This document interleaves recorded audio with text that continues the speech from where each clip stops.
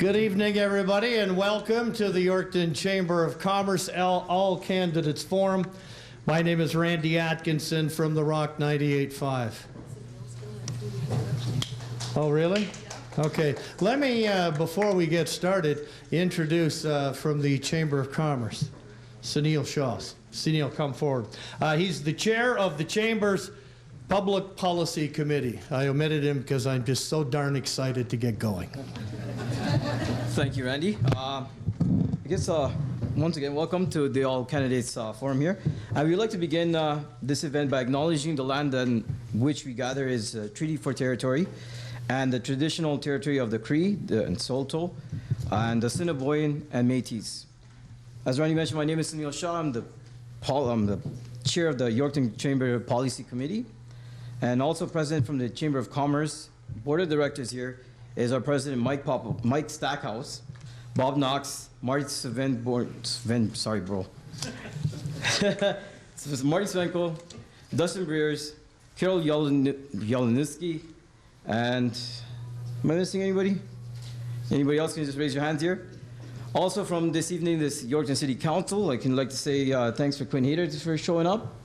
And if there's anybody else that has shown up, please raise your hand. And Randy Golden. Randy Golden. Thank you. Definitely want to say thank you to the Gallagher Center for providing a facility at no charge. It's a pleasure to be able to team up with the center this way.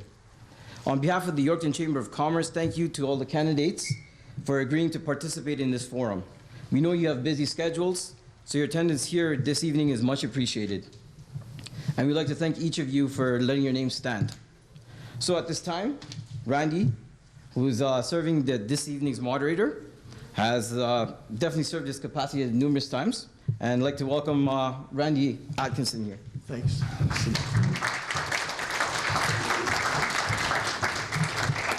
Thank you, Sunil. Here tonight, we're going to have opening remarks from the four candidates before we get to questions. They'll be given 3 minutes time to cover the opening.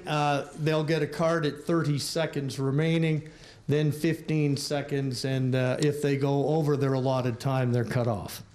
You will get 2 minutes to answer each of the questions.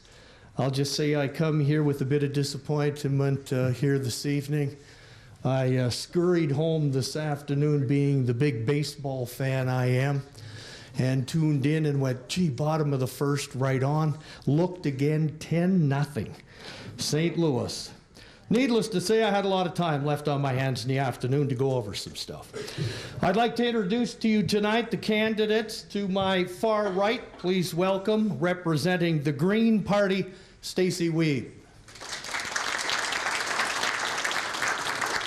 Next to Stacey, my immediate right, incumbent from the Conservative Party, Cathay Wagantall. To my far left, representing the NDP, Carter Antoine. And our fourth candidate here this evening is Ryan Schultz from the People's Party of Canada. I think all of us would like to thank those that have put their name forward. This is not an easy task, being involved in any political election, be it civic, provincial, or federally. There's a lot of time given up, a lot of hard work put in. Let's give each of the candidates a big hand for everything they've done. And putting their name up for the federal vote, which will take place, of course, on October 21st. With the opening, to get things going tonight, her opening remarks from the Green Party, Stacey Wiebe. Stacey.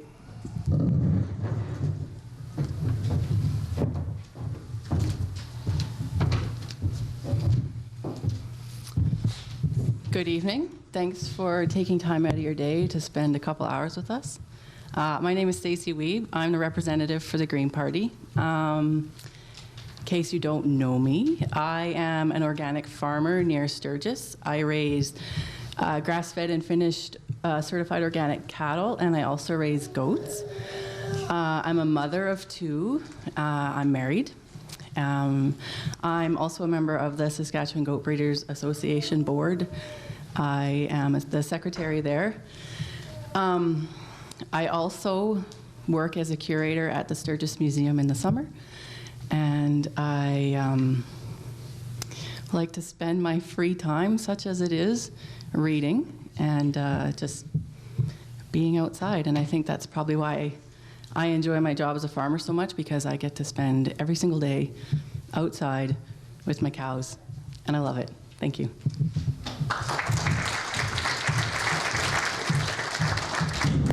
Thank you, Stacey. Now from the Conservative Party, Cathay Wagantall. Good evening, everyone. I want to thank the Chamber of Commerce for hosting and facilitating this 2019 Federal Election All Candidates Forum for the constituents, for you in Yorkton-Melville. I believe that the National Debate Consortium could have taken some valuable lessons from your way in putting this evening together. I appreciate it a great deal.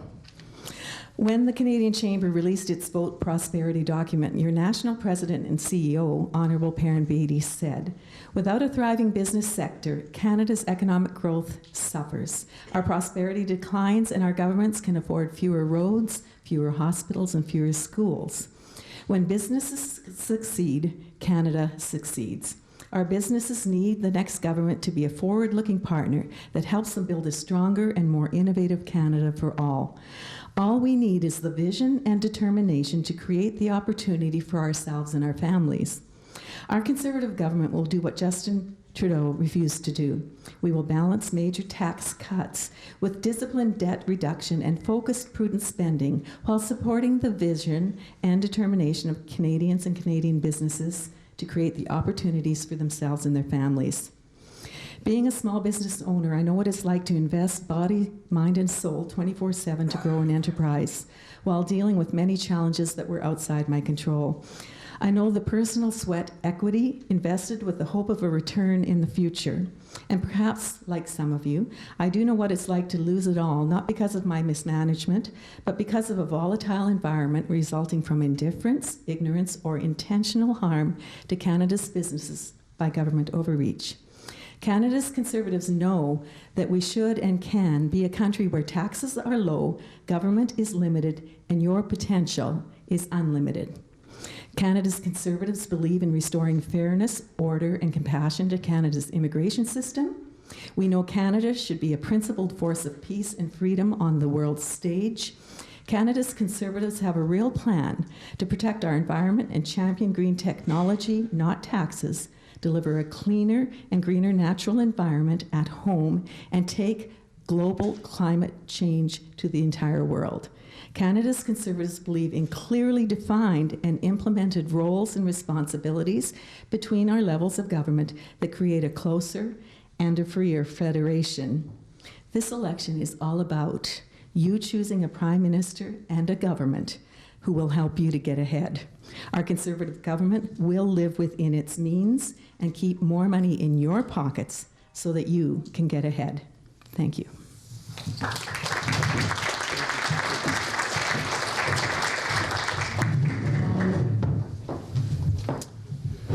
Up next with opening remarks, representing the NDP, Carter Antoine. Carter.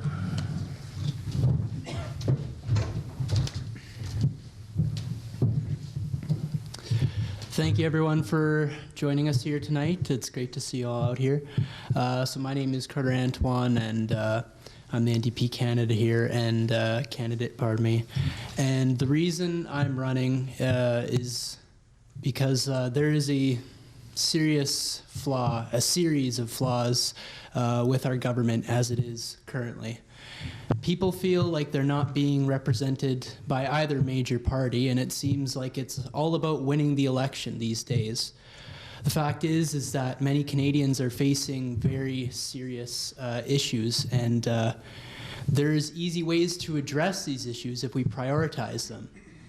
If we invest in Canadians and have a universal pharmacare program that covers prescription drugs for all, will leave them healthier and happier. If we have a minimum wage that is $15 an hour, it will allow our working people to have dignity, as well as encourage spending in the local economies. And if we close the corporate tax loopholes that let billions escape our government every year, we will be able to more effectively fund programs to help the average Canadian. As well, we have to recognize that the climate change crisis is real and we do need to fight it, which is why we're going to transition this economy while we create 300,000 jobs.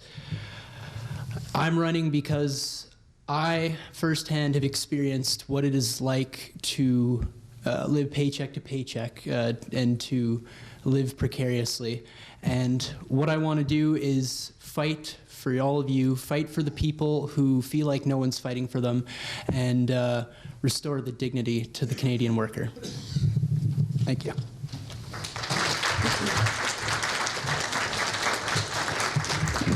Thank you, Carter. You were probably sitting waiting going, wait a minute. Thought I was number 2. Well, apparently you're number 4 right now. Now with his opening remarks, please welcome from the People's Party of Canada, Ryan Schultz. Ryan.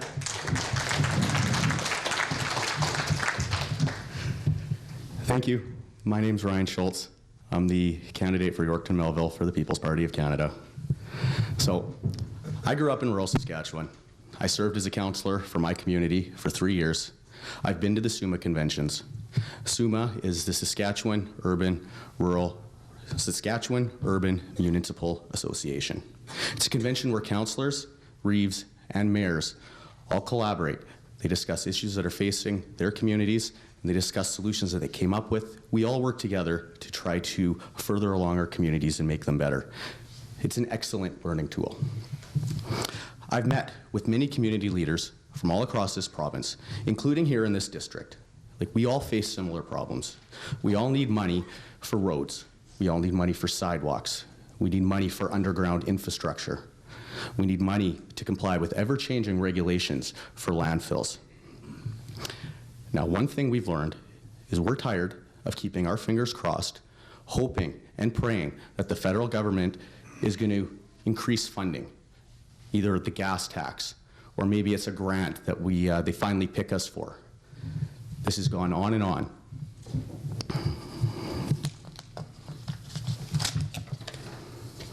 So based on this experience that I've had, the stuff that I've seen, the conversations I've had with other community leaders, I can honestly say, without a doubt, that I know more about these issues facing these communities than anyone else up here on stage. Thank you.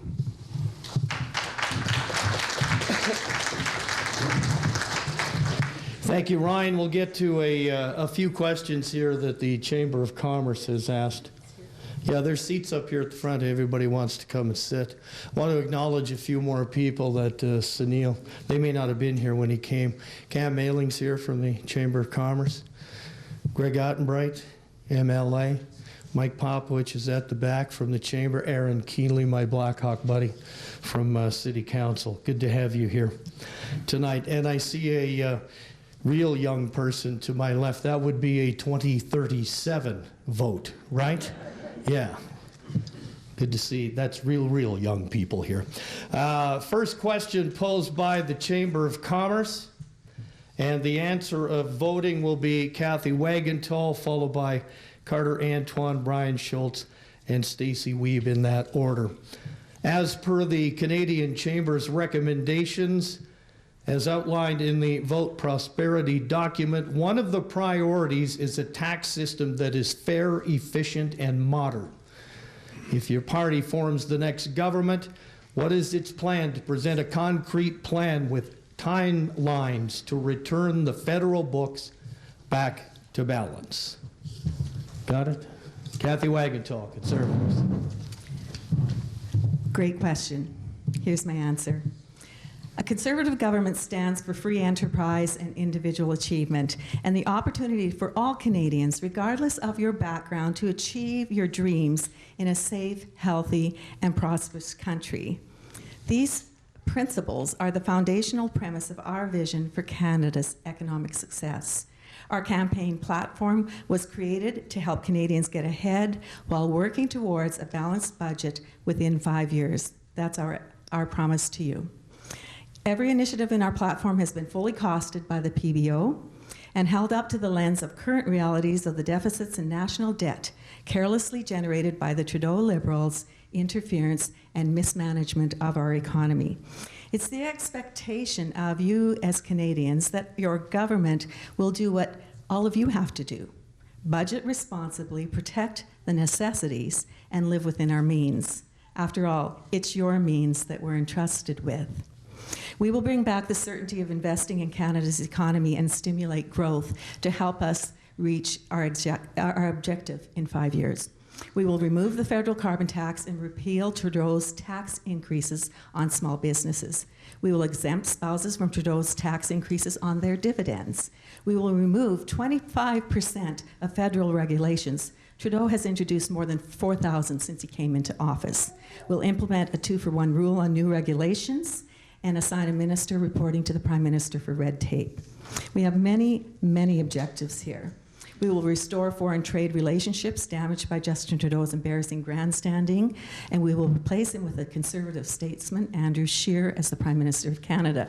We'll repeal no pipeline spills and the oil tanker ban and implement competitive corporate taxes. We're going to champion our world-class businesses and immediately reduce corporate welfare. Thank you, Karen. There's so much more. Thank you. Was that held up? Was I late in that? No, that was good. Good.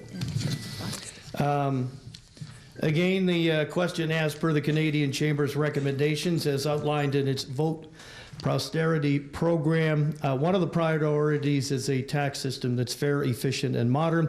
If your party forms the next government, what is its plan to present a concrete plan with timelines to return the federal books to balance? NDP, Carter Antoine. Carter.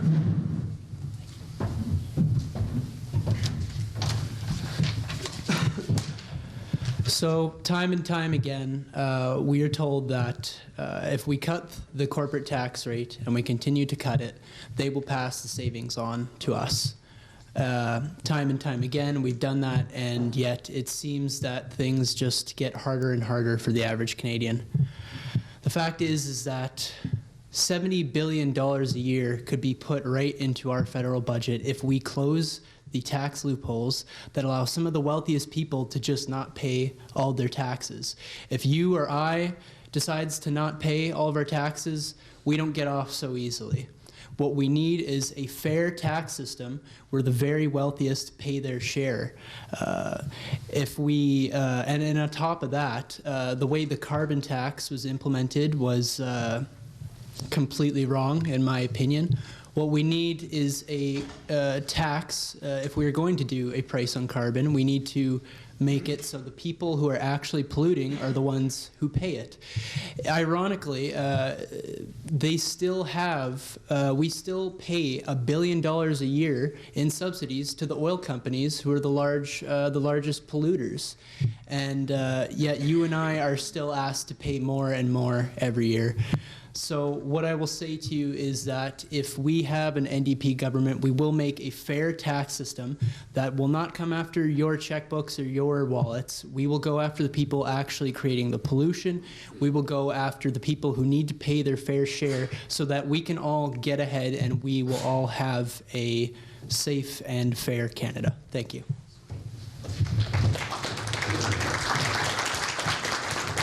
Thank you, Carter. You guys can answer either by the mics now that are on your table for your 2-minute answers, or come up here, whichever you prefer. It doesn't matter. Ryan Schultz, People's Party of Canada. Right?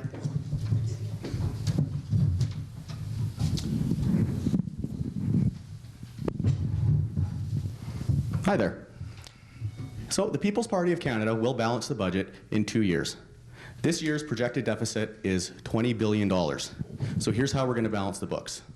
We'll end corporate welfare and business bailouts. That's $5 to $10 billion annually.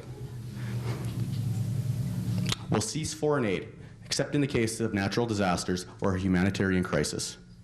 This, $5 billion annually, $2.3 billion of which is going to climate change right now in Africa. We're going to end the current $600 million media bailout that goes to the Toronto Star, the Post Media, and other large media groups that don't require taxpayer money. We're going to cut funding to the CBC. That's $1.4 billion a year in savings. Just those three examples are spending reductions of $11.6 billion. Our annual federal spending is $350 billion. All the parties say balancing the budget is impossible for another 5 years. So really, all we got to do is trim 6% of our budget. That's not impossible. That's an easy task. That's why we say we can do it in 2. Looking back to 1995, Jean Chrétien and Paul Martin turned a $30 billion deficit to a surplus of $3 billion by 1997, only 2 years. Scheer and Trudeau are both saying they won't balance the books for 5 years. However, larger deficits have been eradicated much quicker. Once the budget balanced in 2 years, the People's Party will start bold reforms in the following tax systems. We're going to simplify the tax code, remove boutique tax credits and loopholes. We're going to reduce the business tax down from 15% to 10%. We're going to only charge 0%. We're going to charge 0% tax on the first $15,000 you make. We're going to charge 15% tax on the next $15,000 to $100,000 you make, and 25% tax on $100,000 and above. Thank you.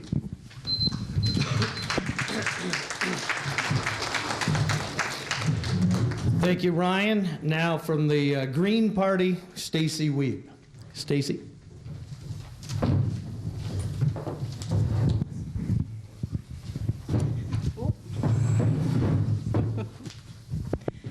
Okay, we'll establish an arm's-length federal tax commission to analyze the tax system for fairness and accessibility based on the principle of progressive taxation. The last tax commission was in the 1960s, so reform is long overdue.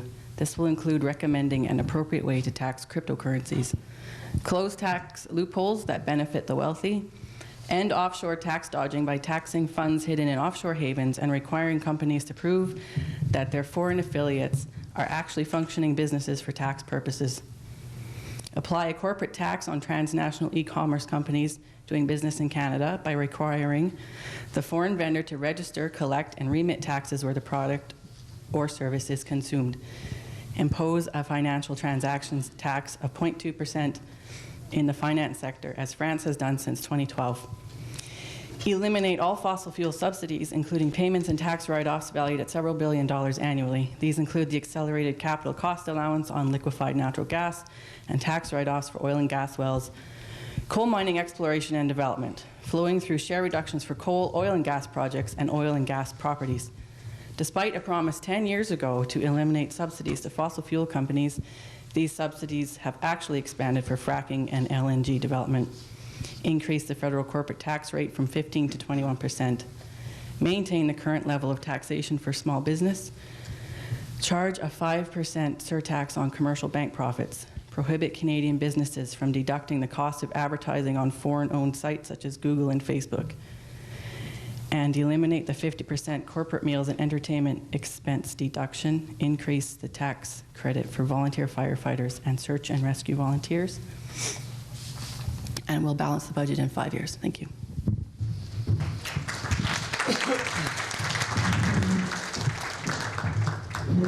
Thank you, Stacey. Again, we have over here and to my left, they have the cards if you want to write your own questions. So be thinking about that. By the way, if it's not legible for me, I'll forward it on to the closest pharmacy and you can pick up your prescription in about 30 minutes. Question number 2, again in the vote prosperity document, a priority for the Canadian Chambers for a healthier pharmacare system for healthier Canadians. If your party forms the next government, how will it build on the strengths of the existing system without reducing or replacing the coverage already enjoyed by approximately 90% of Canadians. Order of answer for our second question, Stacey Wiebe, Carter Antoine, Cathay Wagantall, and Ryan Schultz. Stacey Wiebe, Green Party, you're up again.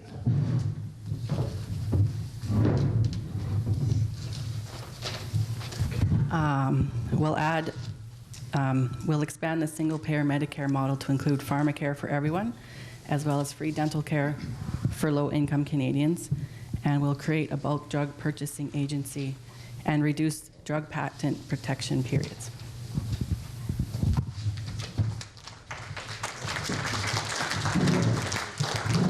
Thank you, Stacey. Carter Antoine, NDP. Carter.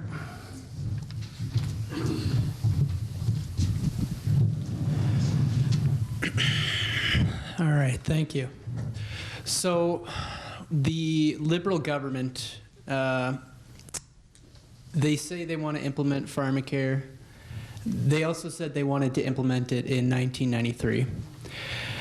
They say a lot of great things about helping people like you and I, but very seldom does it actually translate to legislation, regardless of how many members they have. An NDP government would put an end to people having to skip their medication because they can't afford it.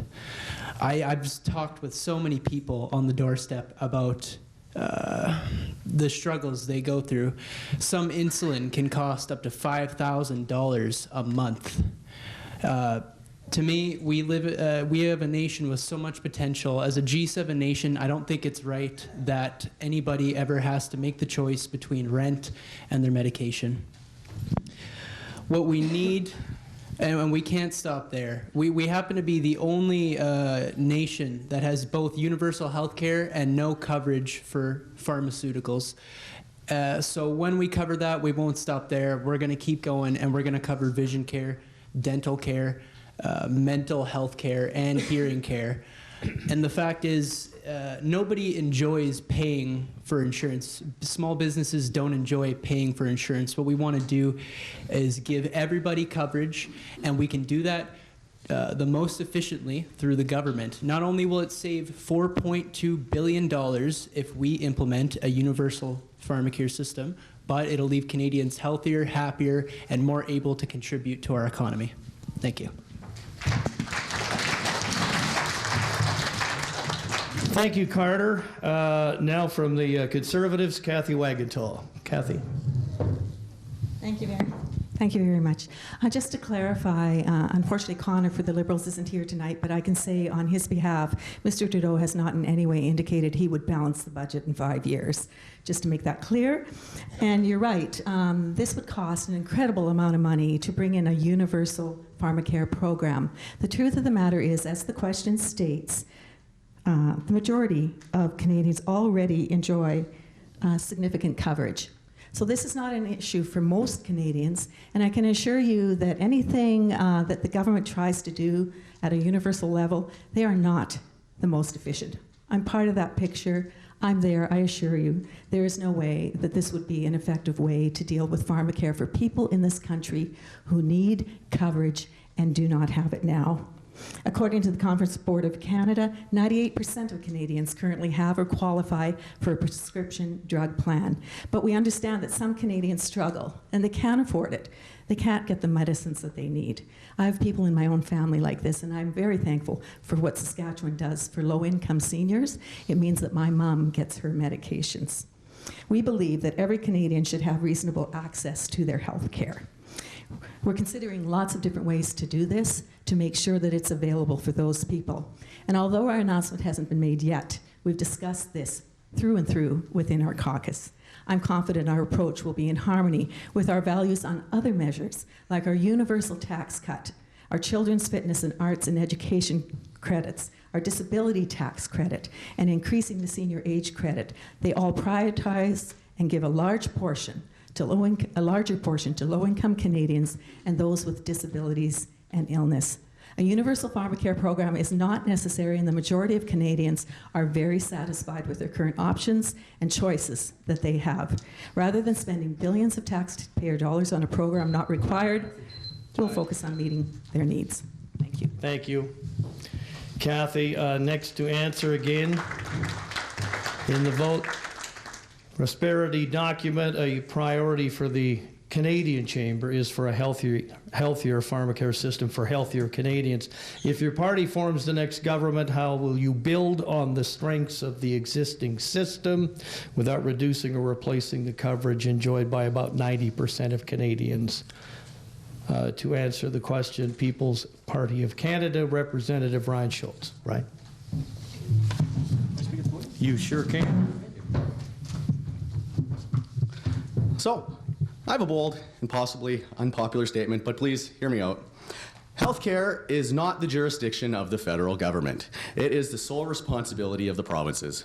According to Article 9210, subsection 7 of the Canadian Constitution, in each province, the legislator may exclusively make laws in relation to the establishment, maintenance, and management of hospitals, asylums, charities, other than marine hospitals. Also, it is important to mention that education is solely the responsibility of the provinces, according to Article 93 in our Constitution. The PPC believes pharmacare is a provincial matter and won't do anything at a federal level. On a personal note, I do like the idea of a provincial pharmacare cooperative, where provinces could work together, increase buying power, and then transfer the cost of savings onto their citizens. Being a cooperative would give the Canadians the freedom and the choice to join if they wanted to. I do hope, though, they keep in mind that Saskatchewan did try this in 1975. Cost was $2 a prescription to all Sask residents, and they were all covered. There was a slight problem, though. By 1986, the planned cost was skyrocketing by 46% every year. It was getting so expensive that even Grant Devine thought that was a lot of money. After 1986, a deductible was introduced to control inflating costs to the government, but they kept skyrocketing, mostly because of a multitude of new drugs being introduced. And guess what, folks? That became so flawed that by 2002, the NDP had all but scrapped it, except for low-income families, most of whom qualified for social assistance. So, while I do like a multi-provincial pharmacare cooperative, I'm skeptical of how a big federal one will control its costs. Thank you.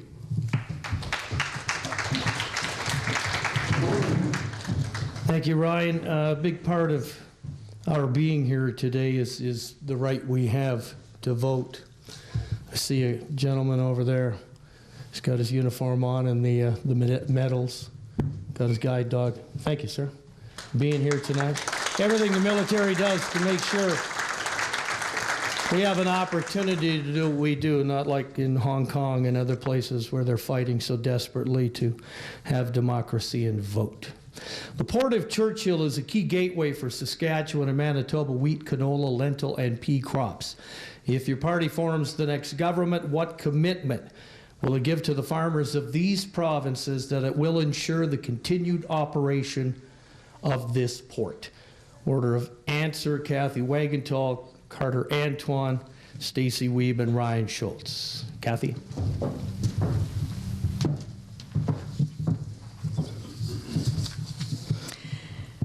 So last November, Prime Minister Justin Trudeau made the announcement at the Port of Churchill that full passenger and freight services would be restored. That announcement was part of a $117 million commitment the Liberal government made to resurrect both the rail line and Canada's only deep-water Arctic port. While Ottawa is putting up a portion of the money, the rail and port will be run by the Arctic Gateway Group. I believe that the deal that was brokered by this group in the reestablishment is critical to save the northern community and others in the Arctic that rely on it, as well as be a port for our grain industry. We believe in supporting the North and its potential to develop its resources and infrastructure. This is a priority for Canadian sovereignty and its future. We also believe the government needs to step up its commitment to our Canadian Coast Guard, and we're also committed to meeting and growing demands on our exports. So there's a sense that Churchill could become a significant northern natural resource corridor for Western Canada, as it was initially planned to be. What I can say is I'm pleased to see the approach of the consortium that it's taking in developing their plans for growth and expansion. This is a business proposition, and if it's to succeed, it will need wisdom and experience leading the way. I'm also pleased that the intent is to become completely viable and self-sufficient.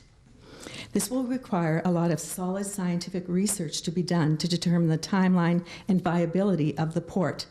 While in Yellowknife, I was told by some folks who live north of 60 that sometimes those of us south of it don't really get it.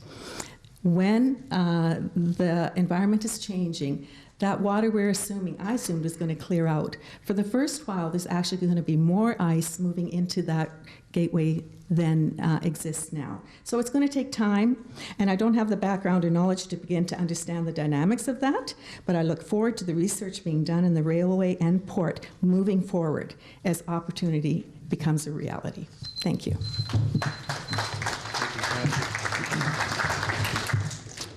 Up next with the NDP, Carter Antoine. Carter?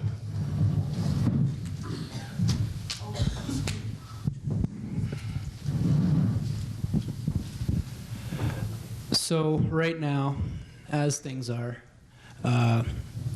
we recently have entered into a trade deal that is actively hurting Canadian farmers. It is allowing other countries into our agricultural markets, or supply-controlled markets, and it is directly financially impacting our dairy and egg farmers. As someone who has worked in dairy, I don't really think it's fair that the people who put food on our tables are the ones being hurt by this. Of course, the Liberals don't worry too much about what people in Saskatchewan think about them, so they went ahead and did it. But the NDP will always support farmers, and we know that you need to get your product to market, and we will stand up to China and stand up to the United States to make sure that we can facilitate a market where you're able to get not only get a good price on your produce, but able to get it to market efficiently and at a cost where you can make a good profit. Thank you.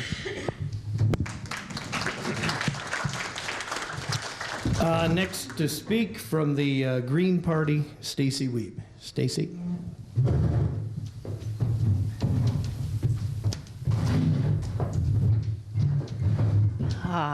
The Port of Churchill is going to remain open. Yeah, because I send my grain there, so that makes me extremely glad. So, under a green government, we will still be a world trade partner, so we'll still have to trade with the world, so Churchill will remain open. The only difference that we would make is that we would work to restructure global trade relations to address climate change and social justice imperatives. Thanks.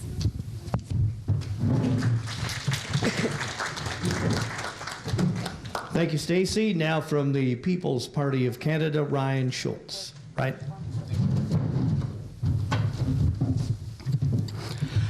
The Port of Churchill is an important port. It reduces shipment travel by several days to Europe and Asia. It was shut down in May 2017. The port and the rail owner, Omnitrax, a U.S. company, couldn't afford the required repairs. It was a scary time for Canadians who relied on this port for supplies. It took a year and a half to get the rail line operational again, and then another 2 years to get the port operational again. The new group that purchased this is called the Arctic Gateway Group. It consists of 30 First Nations communities, 18 non-First Nation communities, Fairfax Financial, AGT, Food and Ingredient, and the federal government. To help this business and all Canadian businesses, the PPC would lower the business tax from 15% down to 10%. This will make Canada more competitive among the G7 and leave more money in the hands of businesses. The PPC also wants the provinces to be in a stronger financial position, so they are better equipped to deal with issues like this in the future and do not have to rely on the federal government. To help this, the PPC will institute a decentralization of the federal government. The PPC will steadily decrease the tax dollars the federal government takes in while working with the provinces as they raise their PST. Any resulting imbalances which might result from this will be topped up with a rewriting of the equalization formula. Now, this port will be targeting durum, wheat, canola, lentils, pea crops from Manitoba and Saskatchewan, and is looking to expand to forestry products, mineral concentrates, and potash. To ensure a steady flow of rail cars and eliminate congestion, we must get oil off rails and into pipelines. To do this, the PPC will use Article 9210 to get of our Constitution to get pipelines built now. Thank you. Thank you, Ryan. Fourth question from the chamber. Again, you can, I've noticed a few people filling out questions. We'll get to those after a couple more from the chamber here. Saskatchewan employers need a skilled workforce. And while programs are available for Indigenous people to become skilled workers, employers either aren't finding them or they aren't finding the employers. What can a government do to ensure that connection? Order of answer is Cathay Wagantall, Ryan Schultz, Carter Antoine, and Stacey Wiebe. Cathay.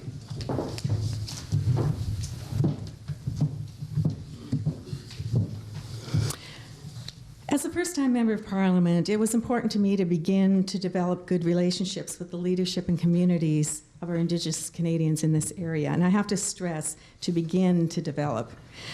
When I was asked for information on Canada by a young student out at Coady, I said, why don't I come out to your class?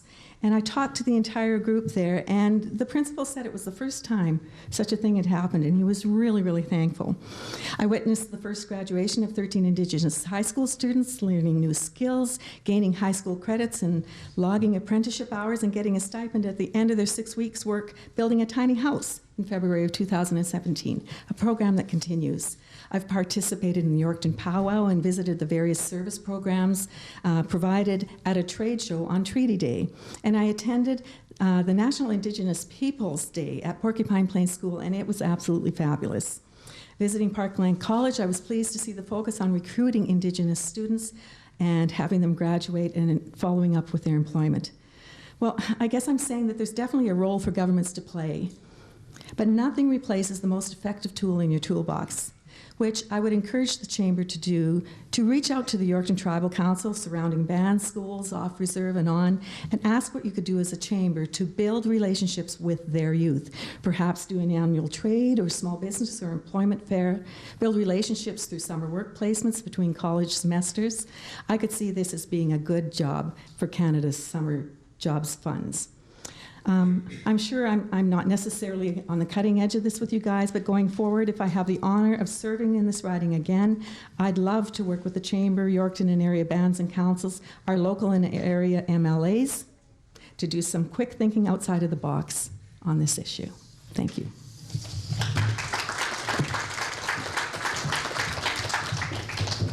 Thank you, Cathay. Response now from the People's Party of Canada, Ryan Schultz. Right?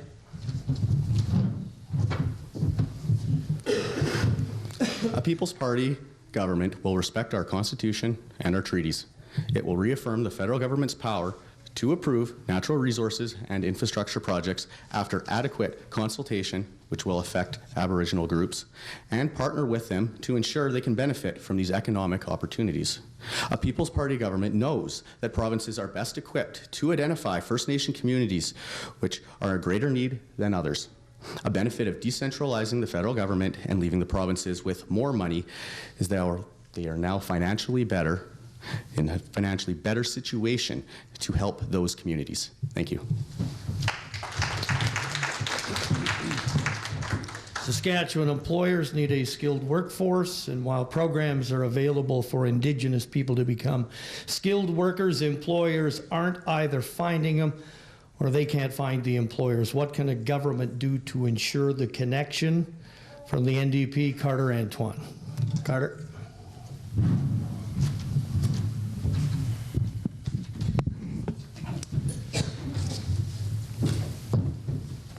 You know what?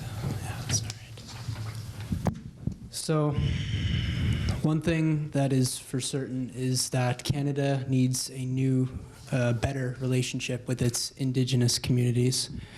If we want to commit to proper reconciliation, we have to address the issues facing these communities. We need to end the skyrocketing rates of child poverty that exist on reserves. We need to invest in fixing the vast amount of homes on reserves that need structural repairs. If we want to truly commit to reconciliation, we need to end the boiling water advisories. We need to make sure that these communities have the proper infrastructure that is needed to have a functioning community. We need to make sure that a First Nations person is as free with the same amount of economic potential as any of us. Thank you.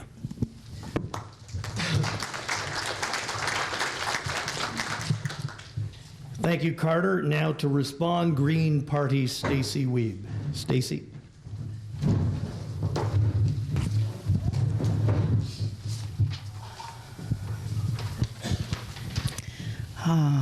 Money, sorry. Money for Indigenous skills programs comes from the federal government in the form of a program called ICIT, Indigenous Skills and Education Training, and is allocated to Indigenous entities who administer these programs. The entities use the money in a way that will best suit their communities and the skills that that specific community wants or needs. Since Indigenous folks are responsible for these programs, as it should be, I would suggest that the employers in the community foster relationships with our Indigenous neighbors in order to discuss their specific need for specific employees. Thank you.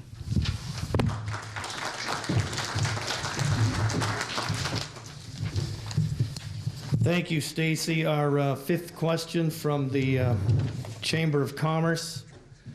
As the world continues to grow and engage through online platforms, various places in Saskatchewan are having significant difficulties accessing the internet.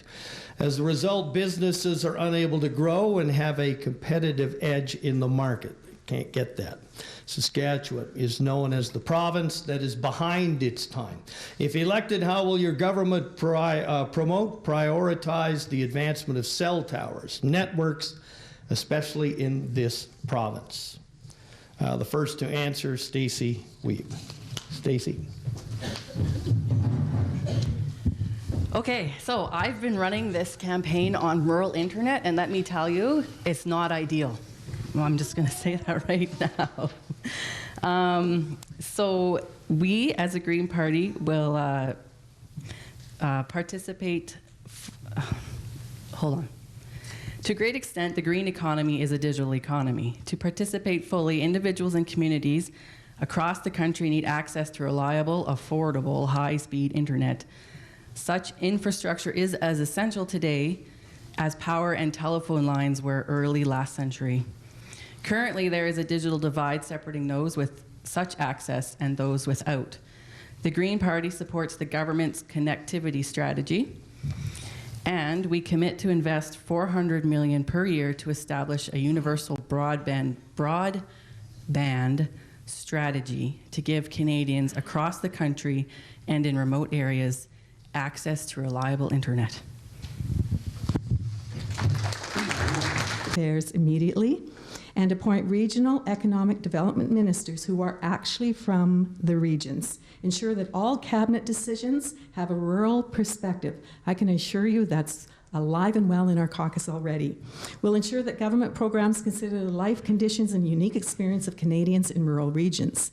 Trudeau's Liberal government neglects rural communities. With our plan, we will put you at the center of our decision process. Conservatives understand that reliable internet is essential for rural and remote communities across this country. In the spring of 2017, Trudeau was at the farm of APAS President Todd Lewis, and he commented on how difficult connectivity was for his phone out in this rural area, at which point he was reminded he was 15 minutes from Regina. Unfortunately, for 4 years, Trudeau's Liberals have taken rural Canadians for granted and failed. In addition to imposing a carbon tax, making income sharing, saving for retirement, and investing in the family farm more difficult, he's failed to make high-speed internet a priority. We, as a Conservative government, will ensure rural Canadians have high-speed internet as a part of our priorities. Thanks.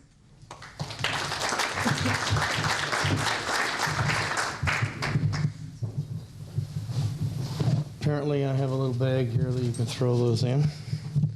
We're going to get to those in a minute. I just wanted to acknowledge my sister. She's in Ontario and had texted me that I said, how's it going? She goes, really well. I said, yeah. She goes, I'm dating a homeless man. I said, really? And that's going good for you? You bet I can drop him off wherever I want.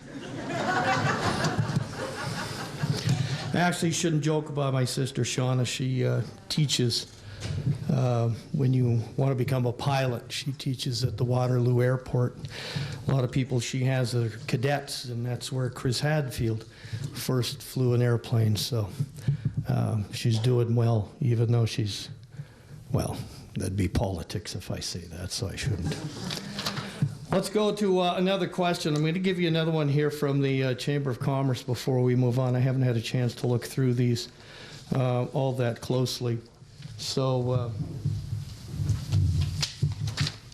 I got color sheets and all kinds of things here.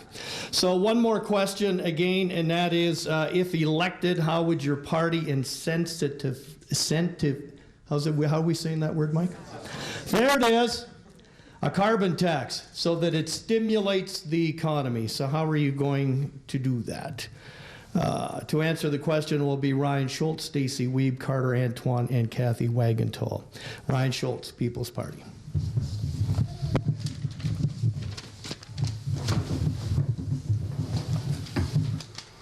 We have a carbon tax right now to meet the Paris Climate Accord. In Saskatchewan, it is set at $20 a ton of carbon. For Canada, to meet our obligations of the Paris Climate Accord, we would have to raise carbon tax to $300 a ton. Even if all the signatory countries met the Paris Climate Accord targets for carbon reduction, it wouldn't be enough to stop the warming. According to the IPCC, to halt increasing temperatures, we would need to increase the carbon tax to $1,500 a ton. Now, keep in mind, for this tax to be effective, the resulting monies would have to go into a global green fund. So, no more carbon rebate checks. Now, unless you can arrange a backdoor deal with the UN to make sure the climate fund does its investing in Canada, there is not a way to effectively stimulate the economy with this tax. All it does is increase the cost of living for all Canadians. Big polluters like China don't have to halt the increase of carbon output till 2030, not even decrease it. Other countries, like India, have pledged to halt an increase of carbon, but at no time frame. And yes, this is still acceptable in the Paris Climate Accord. We at the PPC reject this unfair tax on people and Canadians, and therefore will remove it entirely. According to the Constitution, this is a provincial jurisdiction. If individual provinces wish to have a carbon tax, they are free to do so. The provincial government knows their province's strengths better than the federal government does. Thank you.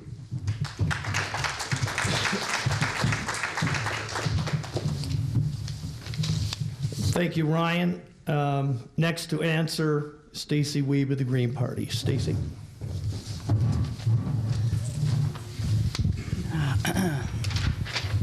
Greens support a fee and dividend model. All emitters, large and small, across the country pay the same fee on fossil fuels at the source, and all revenue from the carbon fees goes directly back to Canadian households on an equal basis, making it more equitable. A 2018 study commissioned by Clean Prosperity showed that the vast majority of households, regardless of income level, would receive more money in the form of carbon dividend checks than they would pay in carbon taxes. Carbon pricing is widely considered the most efficient way to quickly reduce carbon emissions because it is market-based and removes well-known distortions in market signals. The carbon price can stay where the Liberals have it at $50 a ton of CO2 and work its way up in $10 annual increments to $200 a ton of CO2 by 2030, and under our plan continue to rise from there until we have reached net zero emissions. Another major market distortion is fossil fuel subsidies, and we will remove these immediately.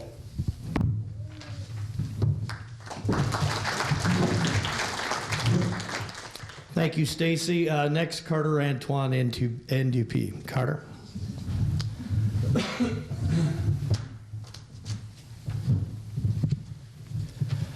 We need to make the big polluters pay their fair share. Carbon pricing is just one tool in the fight against climate change. The fact is, people are feeling the reality of the climate crisis more and more every day. Canadians want to do their part to fight climate change, but how can they when life keeps getting less and less affordable? The Liberals' carbon tax lets big polluters off the hook. You're paying and they're not. Liberals continue to give more than $1 billion a year in subsidies to the fossil fuel companies. The Conservative plan was written by and for the fossil fuel industry. We need to make big polluters pay their fair share. Carbon pricing is merely one tool, as I said, but in its current form, it has not been executed correctly. We can reduce emissions twice as fast than the Liberals. We can create 300,000 jobs, and we can invest in clean energy projects with the Climate Bank. We will also invest massively in transit to try and bridge the gaps and fill the holes left by STC and Greyhound, while also encouraging more green transport. We will also retrofit homes across the country, and we will put more Canadian-made zero-emission vehicles on the road. And I'd like to emphasize this plan will create 300,000 jobs, and they will be good jobs. Thank you.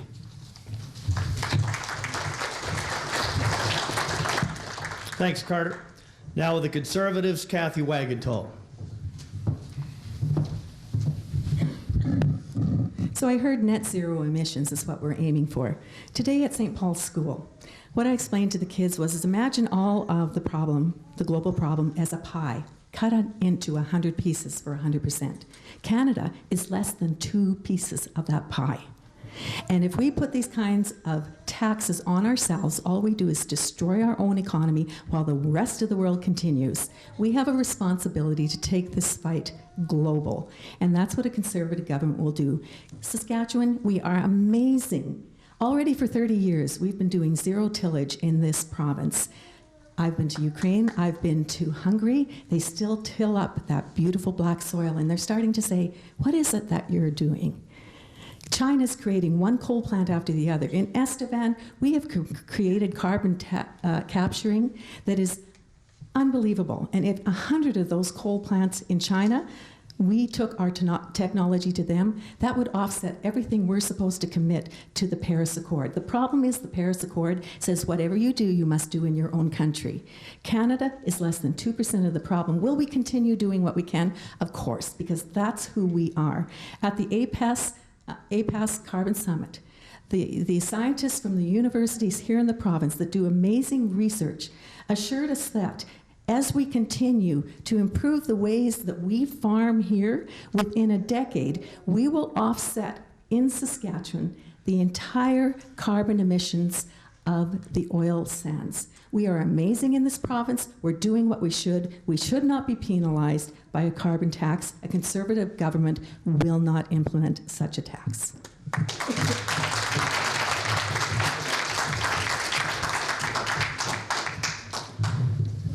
Thank you, Cathay. Our next question order of answer will be Stacey Wiebe, Carter Antoine, Ryan Schultz, and then Cathay Wagantall. Municipalities own 60% of the infrastructure that supports our quality of life. That's why the federal gas tax fund transfer is so vital. It helps repair and upgrade roads, bridges, water systems, etc. Question, will your party commit to permanently doubling the gas tax fund transfer as the Federation of Canadian Municipalities is recommending?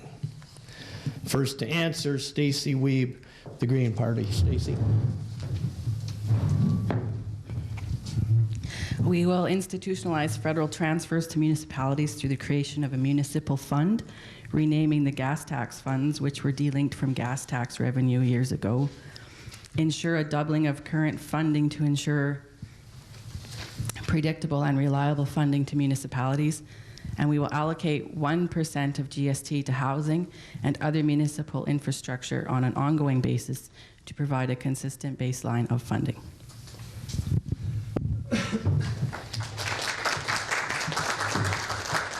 Next to answer, Carter Antoine, NDP. Carter.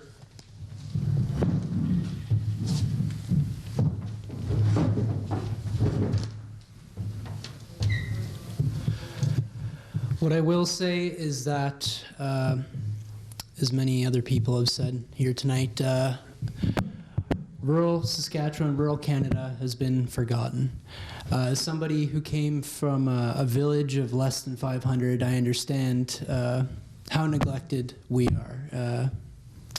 And an NDP government will always be there to support municipalities in their endeavors. We will always be there to invest in you and invest in your infrastructure so that you're able to have a prosperous community. Thank you.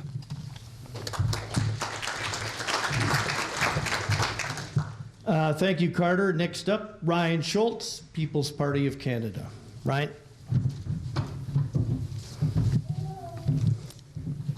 The People's Party of Canada has no policy regarding the gas tax. Instead, I ask, why keep paying taxes to the federal government hoping that they will return it? Why do we keep paying taxes hoping they return it to our communities in the form of transfers or grants? The federal government is using our own tax dollars to buy our vote. This is ridiculous. This is why we are doing politics differently. The PPC want to lower the federal tax amounts and in tandem have the provinces increase their PST. This way, the monies always stay in the provinces. We will be rebalancing the equalization formula to help the other provinces out. The provinces and municipalities are best equipped to decide how these monies should be spent on the economy. Thank you. Thank you, Ryan. Conservative Party, Cathay Wagantall. You probably remember in Budget 2019, the Liberals made a one-time transfer of $2.2 billion through the Gas Tax Fund, which doubled the funding for municipalities and First Nation communities in 2018-19. The Trudeau Liberal record when it comes to infrastructure is one of failure. They failed to work with our municipal and provincial partners to get shovels in the ground and deliver projects on time and on budget. I hear this continually as I go across this riding, talking with my local communities. It was our previous Conservative government that understood the importance of the Gas Tax Fund and extended it, doubled it from $1 billion to $2 billion annually, and legislated it as a permanent source of federal infrastructure funding for municipalities and communities. It was the Conservative government that doubled it to $2 billion to go on from that point forward, $2 billion a year. Andrew Scheer and our Conservatives, I can tell you we have a plan to work with municipalities and get much-needed projects built so that Canadian families can get ahead, and I'm excited to see this come forward. It's something that I was pushing for, and it's going to happen. Thank you.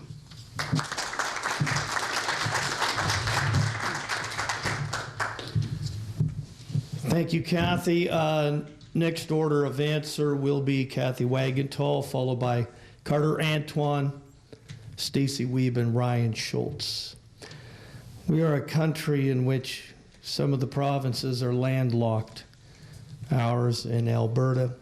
It's important for provinces and countries to export products to make them competitive and healthy.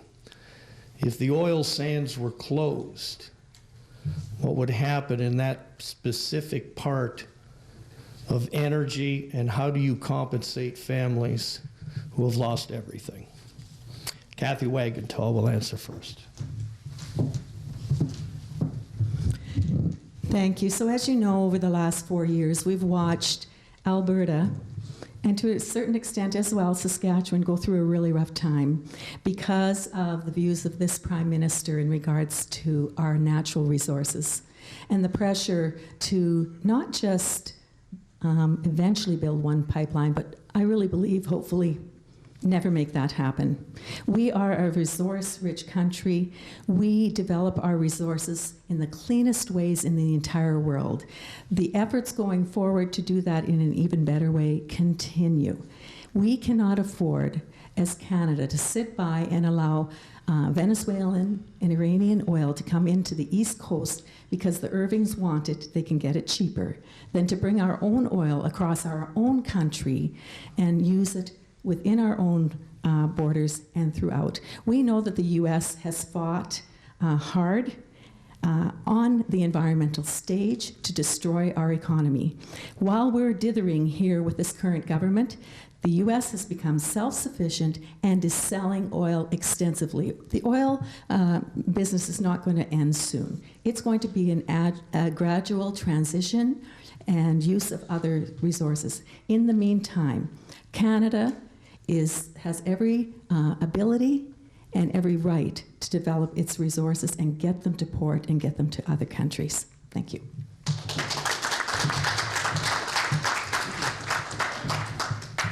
Thank you, Kathy. Next up, Carter Antoine, NDP. Carter.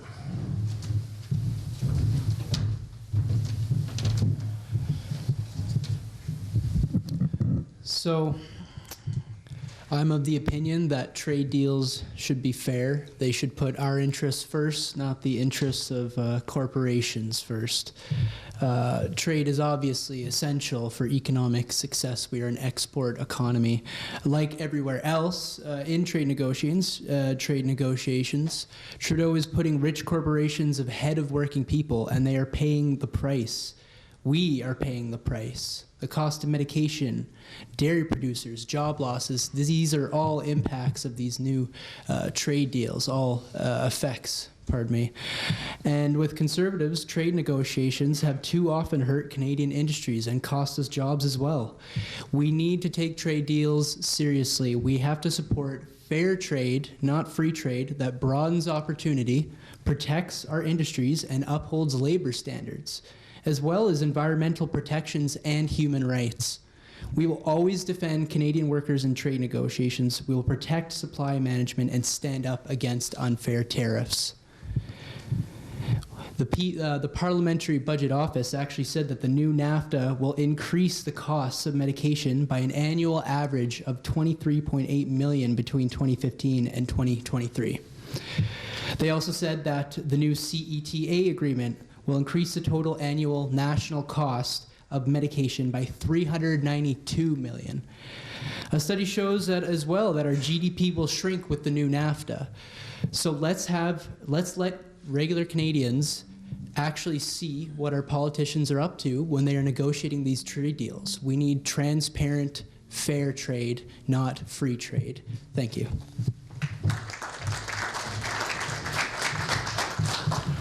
Stacey Wiebe, Green Party.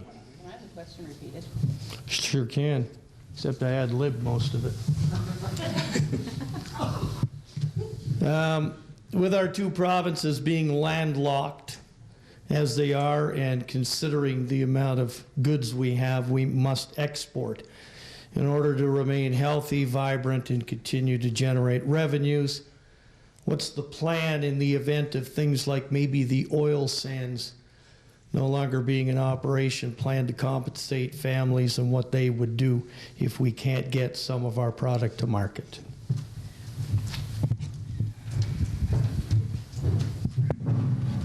All right, so I don't know how much you guys know about the green platform, but we will cease production in the oil sands eventually. And so those families will be given help to transition into green economy jobs. Nobody will be left behind, and we will make sure that every family still has the money they need to pay for the everyday things that they need.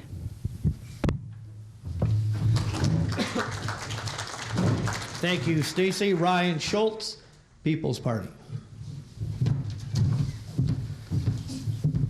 So the People's Party of Canada is the only party right now that's going to use Article 9210 of our Constitution to get pipelines built right now. We're not talking about a government expropriating people's land, trying to get a narrow energy corridor built. We're talking about getting pipelines built right now. Once we can do that, we can alleviate the stress that's on our rail system, and now our farmers and our potash producers will also be able to get their products to market now, not having to wait 1 month, 2 months, 3 months, which we had just last year. Thank you.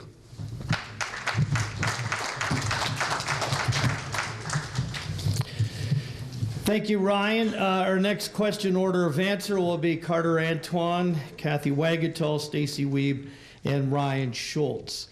A lot of the questions that have been addressed here affect us nationally. However, as a local representative, what are 2 local specific issues or items that you'll advocate for or against if elected? As a local representative, what are 2 local specific issues or items that you'll advocate for on our behalf or against if elected? Carter Antoine, NDP.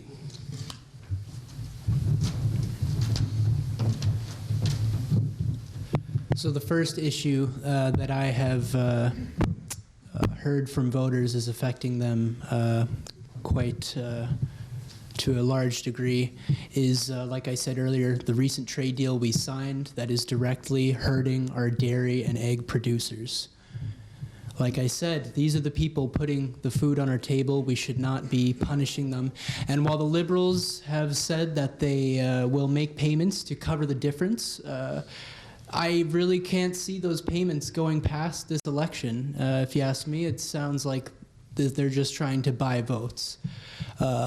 So I will always support fair trade that puts Canadian farmers and workers first. For the second issue, we here in Yorkton-Melville, we have felt, at least the people I've spoken with, the economic woes that come with governments that are more focused on winning elections than the people that are voting for them. I will always stand up for the average worker and the average Canadian family, and that's why we want to raise the minimum wage to $15 an hour so we can leave people with enough money in their pockets to get by. Nobody should ever have to choose between rent or food, and nobody that's working 40 hours a week should ever have to worry about paying the bills. Thank you.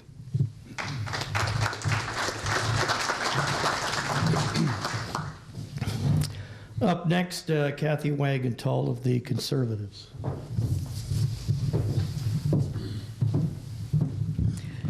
So the first issue that I'll advocate for the moment that I have the opportunity to go back to Ottawa is to continue to fight for better infrastructure funding and support for our rural communities across Canada. This is the item I hear the very most as I go from community to community and RM to RM, what it's costing us to try to replace the infrastructure that we have. And this applies to Yorkton right through to Togo. You know, when you've got drains, what do we call them? The culverts, the sewer system, made out of bricks with horseshoes going down. It's long past due. And so we really are going to be very focused, and I will hold their feet to the fire, our whole rural caucus will, to make sure that we are working hard to find better ways to deal with infrastructure issues across Canada. So that's number one. The second thing is, we hold each other accountable, we really do, in our caucus. This is not a top-down institution for us. We have argued, debated, discussed every issue that's come in front of the House in the last 4 years. And if we didn't get done discussing it, somebody would say, hey, if anyone wants to come to my office at this time on this evening, we'll talk about it some more. And that's how we function.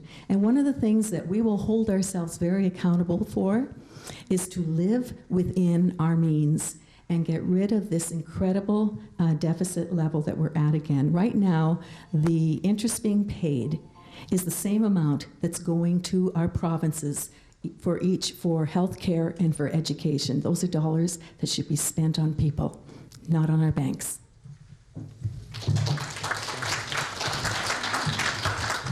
Thank you, Cathay.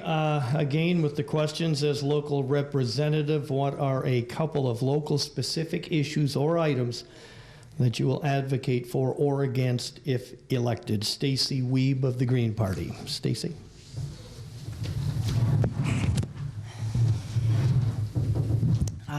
I'm going to advocate for infrastructure improvements. Kind of, you know, I agree with Cathay actually on this because I live rurally, just about, I'm sure many of you do, and I'm kind of tired of driving on really awful roads. I'm tired of not having really great internet. As a beef producer, also, this affects my business because if I can't market my product, if my internet cuts in and out, I'm losing out on sales, and that's not ideal for my family. The other issue I'm going to advocate for is more local food production. So, well, I'm just going to use me as an example. I get my beef butchered in Wadena. It's a fair drive for me. That adds cost to my product. So if I had a more local butcher or a more local, or anybody else who raises any kind of other crop or a livestock, if you had somewhere closer that you could take your product to, that would reduce your costs. And so for me, that's important for me, and I imagine it's important for some of you. So those are the two local things that I would like to advocate for if I got to represent you in Ottawa. Thank you. Up next, Ryan Schultz, People's Party. Right? All right, well, something that I've been hearing as I've been going around doing campaigning for the last couple months is basically people want the cost of living to be lowered. So that's what I would focus on as my first item. Whether it be remove the carbon tax completely, eliminate the dairy cartel to reduce the price of milk, chicken, dairy, and poultry.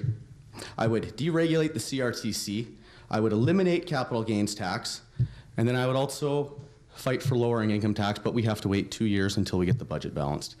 The second item that I would fight for, that I think is a big local issue, this is something I've definitely heard, is the right for life. I'm pro-life. I will vote against any kind of abortion act. I've already signed on for preborn.ca. So, thank you.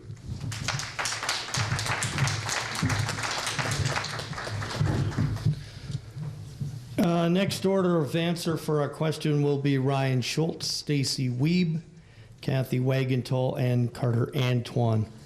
There's always been talk for many, many years about government subsidies.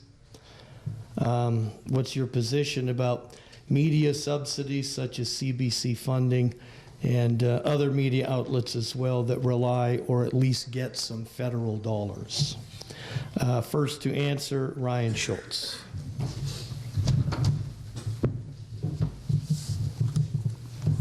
Well, I kind of touched upon this in the first question that we asked. I don't like corporate welfare. Business subsidies, I'd get rid of it. Right now, we're looking at to collect between $5 to $10 billion by eliminating corporate welfare. Now, when it comes to media subsidies, there's $600 million that gets spent on the likes of the Toronto Star, Post Media, and other large media groups. Again, if we were elected, we would axe that completely. Along with the CBC funding, $1.4 billion, we would eliminate it completely. Thank you. Thank you, Ryan. Next, Stacey Wiebe of the Green Party. Stacey. Okay, so I'm going to speak specifically to the CBC since that was the thing that was specifically mentioned, and we'll just continue funding it. Unpopular idea or not, that's the way it is.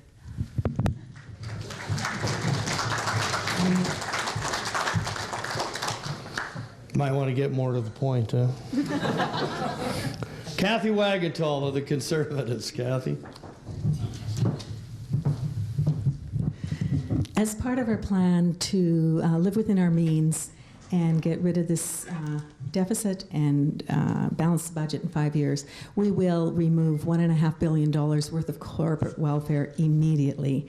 So we have already identified specifically $1.5 billion worth of corporate welfare that would be removed. And then from that point going on as well, continuing to address it. As well, with foreign aid, we would remove 25% of the foreign aid that is presently going out of this country. I can tell you that this Liberal government has been very slow to move infrastructure money across Canada. As a matter of fact, there's $2-point-something billion worth of infrastructure money they can't account for. They don't know where it is. And yet they have moved money out of this country like that. And you, as Canadian taxpayers, should have our needs met at home first, which is, of course, we need to take care of our armed forces. We're responsible for communicating and working with other countries. We need to have safety within this country, and we need to take care of the people who need it. That's why we pay our tax dollars, people who need a hand up during a difficult time, those who are our low-income seniors, and Our veterans deserve everything that's coming their way because they have served us, and I'm so grateful for them. They deserve to be cared for, and we're going to change that.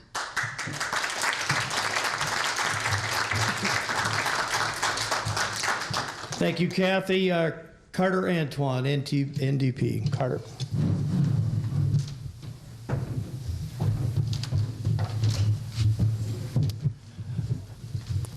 Last time I checked, the CBC seems to be doing fine.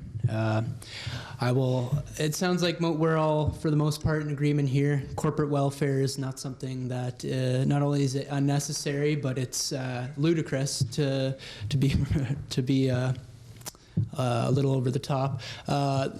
We have people across this constituency, across this riding, who I have spoke with, who are fighting for their lives, and I may sound like a broken record, but when I talk to people who tell me they can't hold down their job because they can't afford their schizophrenia medication, or people who didn't buy groceries last month because they couldn't afford their insulin, it drives me absolutely mad to think that money that could be used to help these people, to fund more efficient programs to help these people, is instead being allocated to the institutions that make the most money, that make much more money than you and I, that receive tax cuts much more than you and I. So I will never support corporate welfare, and I will always support the Canadian worker. Thank you.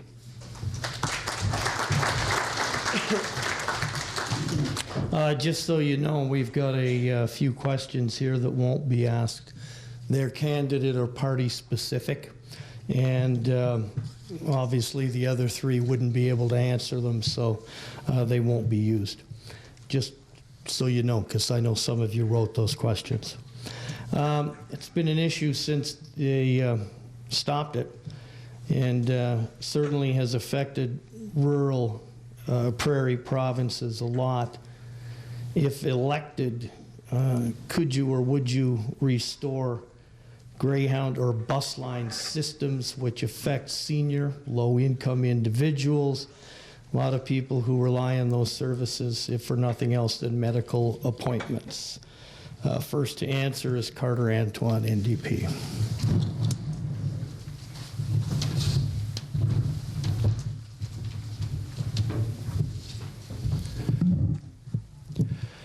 So here in rural Saskatchewan, driving around this constituency, all the time I see people walking along the sides of the highways, and it's crazy to think that just a few years ago we had a way to connect these rural communities to each other. Nobody ever had to look for somebody to hitchhike with, assuming they could afford an STC bus ticket.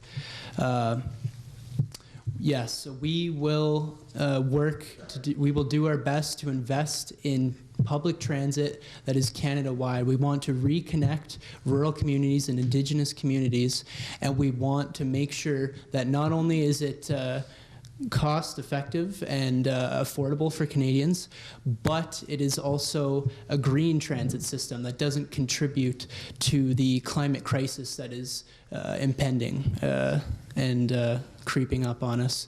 So yes, I will always support public transit here in rural Saskatchewan. Thank you. Ryan Schultz of the People's Party of Canada. Ryan?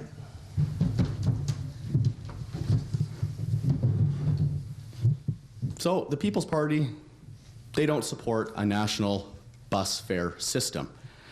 I don't support a national bus fare system. However, I did like the STC. I did appreciate having the bus services. There's lots of people in our community that needed that. They relied on that to get to Saskatoon for any kind of medical attention, to get any kind of business done. And now that's gone. So what I would almost like to see is a provincial partnership where the provinces can get together, they can help share costs, and they can have a provincial run bus system. And to do that, we would, again, I'll go back into my decentralization of the federal government talk, where we want to lower federal taxes down while having the provinces increase their provincial taxes up. This makes sure the money stays inside the provinces, and now the provinces get to decide how to best spend this tax money. Thank you. Thank you, Ryan. Cathay Wagantall of the Conservative Party.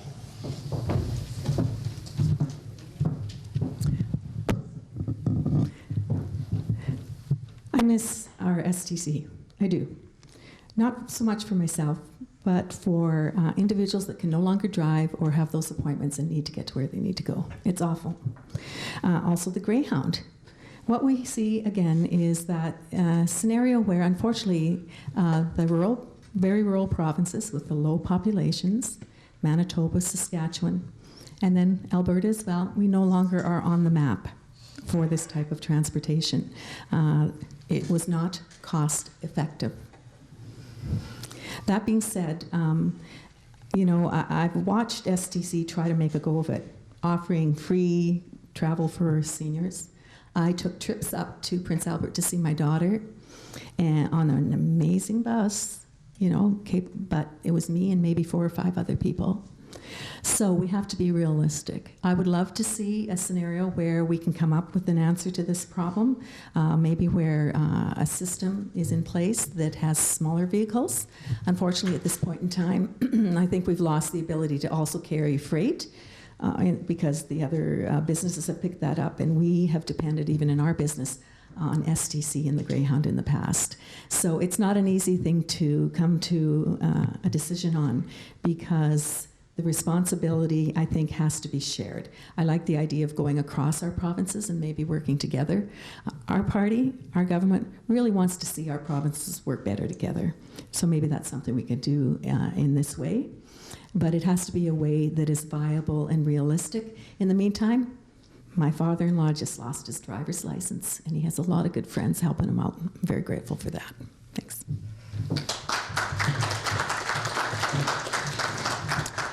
Thank you, Cathay. Finally, to answer the question from the Green Party, Stacey Wiebe. Stacey.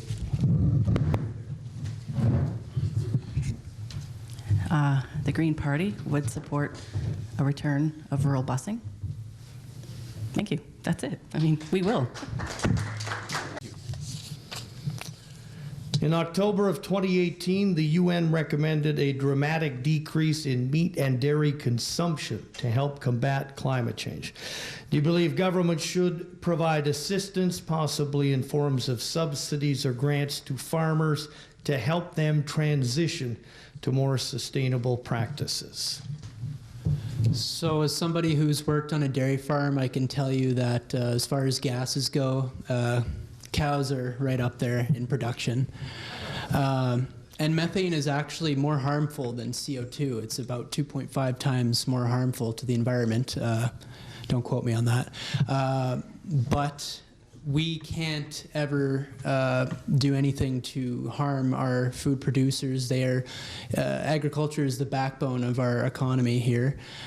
And if anything, yes, we would need to implement subsidies to see that whatever technologies could potentially help the farmers reduce their environmental impact, we should definitely go ahead with that. But it should never be on the backs of the farmers. We as a country need to work to support them as they have supported us time and time again. Thank you. Thank you, Carter. Stacey Wiebe, Green Party. Okay, you guys, cows are not the end of the world, all right? Let's just get that straight. So the Green Party is going to offer incentive for farmers, should they choose, to transition to organic and regenerative agriculture. It doesn't matter if you produce beef like I do, or if you grow pulses like my neighbor does, or if you grow wheat like I also do. You'll still be able to farm. You'll just, if you want to transition to organic, since it's not really cheap to do so. We're certified, and it's a long process, and I would love to see more organic producers. And so This is actually the thing that sort of drew me to the Green Party was their incentive for farmers to transition and to do research into regenerative agriculture. Should you wish, it's not like we are going to force you to be organic. So I think that that's dollars better spent than trying to tell people that they can't eat meat. Thanks.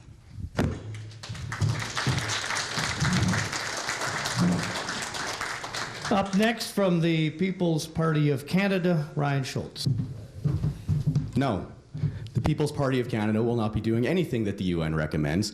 This is Canada. This is a country for Canadians. We are elected by Canadians. We're going to do what Canadians want to do. We are not going to damage our agricultural sector based on what the UN tells us. We are going to do what's good for Canada. Thank you.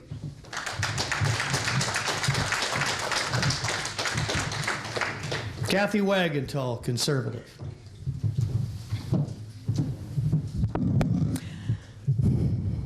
I am so beyond meat, I can tell you.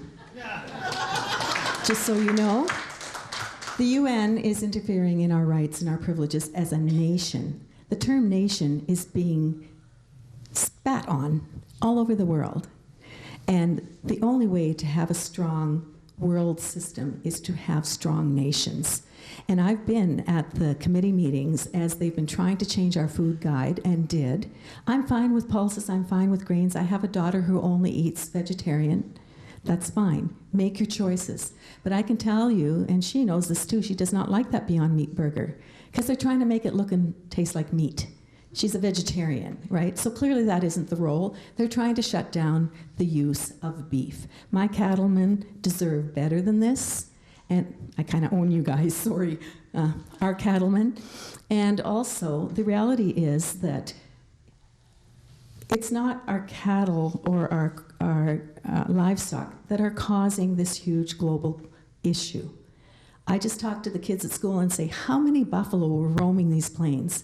If you want to talk methane gas, this is nothing compared to that. And now we're back to where our grazing systems are such that we are reintroducing root systems in our grasslands of 1.5 feet, close to what they were already when the buffalo roamed. We are doing this in a sustainable way, and beef is good for you.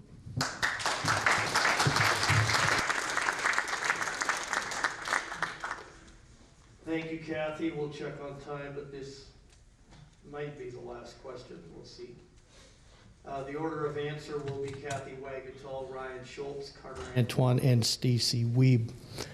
On October 21st, when we vote, there are 338 separate elections taking place across Canada in each constituency. If elected, how would you make sure that your constituents, Yorkton-Melville, will be heard as much as or more than the other 337? Cathay Wagantall.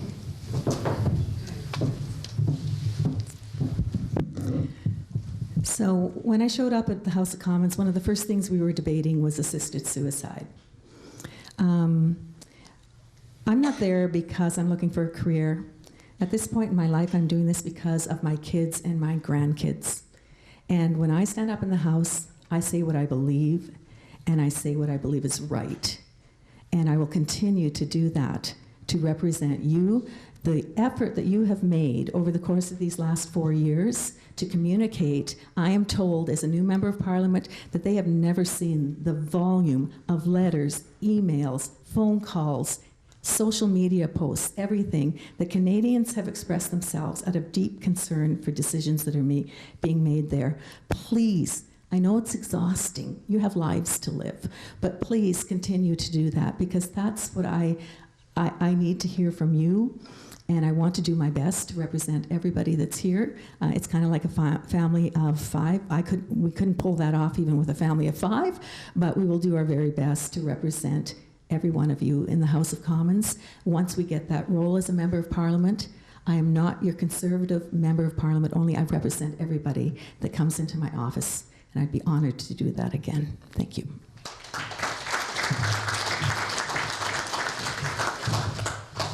Thank you, Kathy. Next to answer, Ryan Schultz, People's Party. Ryan? As an elected councillor in my village, I have done everything in my power to try to make sure that all the residents' voices have been heard and that we can steer our town into a direction that everyone can approve. I plan on doing the exact same thing if I'm elected as MP for Yorkton-Melville here. I will fight that everyone gets to keep most of the money that they make. I don't want to see anyone paying extra taxes. I want to make sure that the provinces and the people in the provinces get to keep their money, and we're not spending it and sending it out to Ottawa, only hoping and praying that we can get a little bit back. Thank you.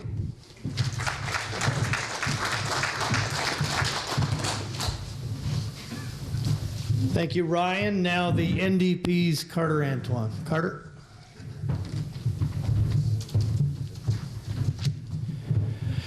Since the inception of this country, our governments have gone back and forth between conservative and liberal. And I don't think we should ever have to choose between the lesser of two evils. When you vote on October 21st or earlier, I ask you to vote with your conscience. Vote with what truly represents your values. What we have in Ottawa is two parties who know that they don't have to promise what Canadians need. They just have to promise that they'll beat the other guy or the other woman. If an NDP government is to form, we will make sure that no Canadian ever goes without medication because they can't afford it. We will end the skyrocketing tuition rates. We will end interest on student loans. We will end the corporate welfare. We are in it for you and nobody else. So I ask for your support in this coming election so that I can represent you and take your case to Ottawa. Thank you. Stacey Wiebe, Green Party. So if there's anything I've learned from farming, it's perseverance. You just go, do it, get it done. So I would like to bring that attitude with me to Ottawa if I was lucky enough to go. I'm not an over loud person, but I'm persistent. And I suppose if I really needed to, I could be loud for you guys. Thanks.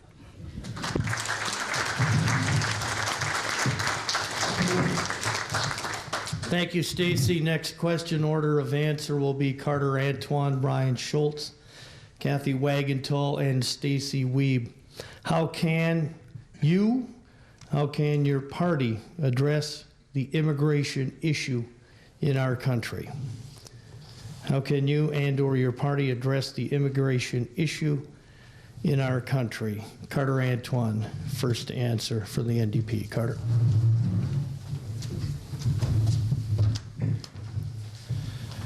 So I'm not sure what is meant when we say immigration issue, but I will say that the fact is in Canada, we do not produce enough children per couple to sustain our population.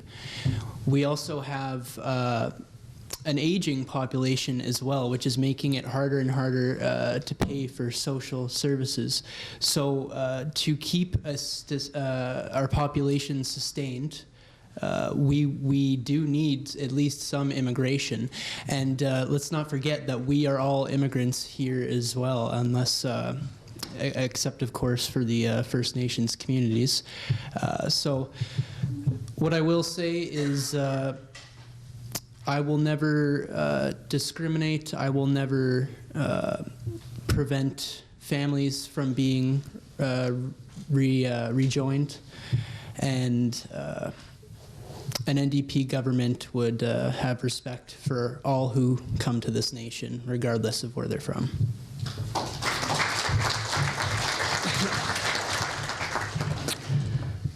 How can you and would you address immigration issues in Canada? Ryan Schultz, People's Party. Ryan. Well, us at the PPC, we want to reduce the immigrants coming into the country from 350,000 down to 150,000. We think this will be much more sustainable for our country, and in turn, this will help immigrants integrate more into Canadian culture and Canadian society, and also at the same time, Canadian citizens aren't going to have this overwhelmed feeling like their whole culture is changing because of mass immigration. Another thing that we would do is right now we have 45,000 illegal immigrants crossing our border at Roxham Road from the United States into Canada. What we would do is we would put a fence up to prevent these people from coming over. These people are not real refugees. If you're crossing from New York State over into Quebec, your life is not in danger. Thank you.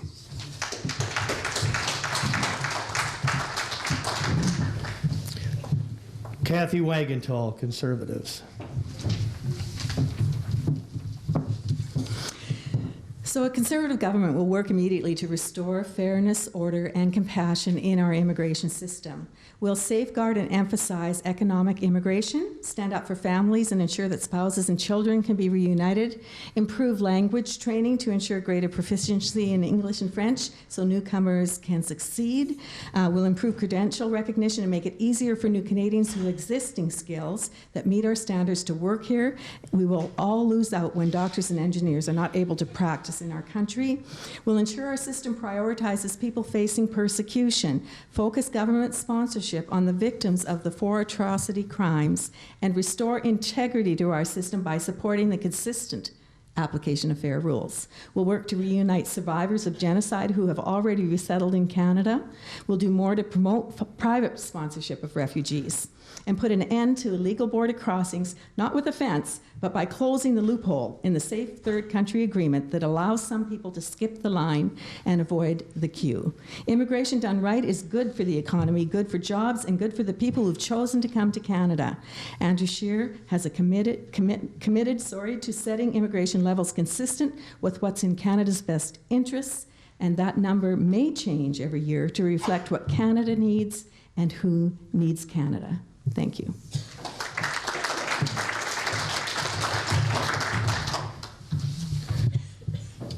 Thank you, Cathay. Final respondent to the question, Greens, Stacey Wiebe.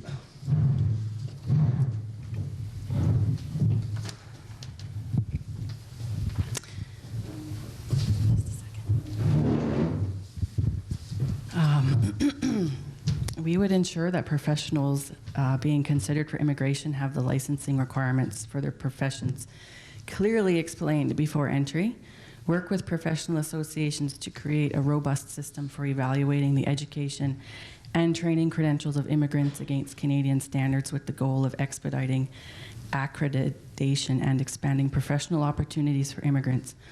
Eliminate the temporary foreign workers program and address labor shortages by increasing immigration, working with employers to establish paths to permanent residency, improve the pathway for international students and foreign workers to Canadian permanent residency and citizenship.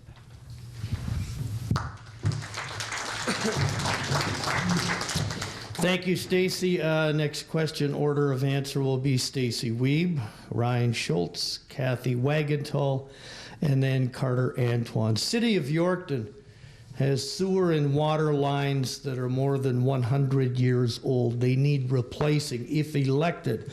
What is your party's plan for ensuring funding becomes available for the replacement of such infrastructure? Stacey Wiebe.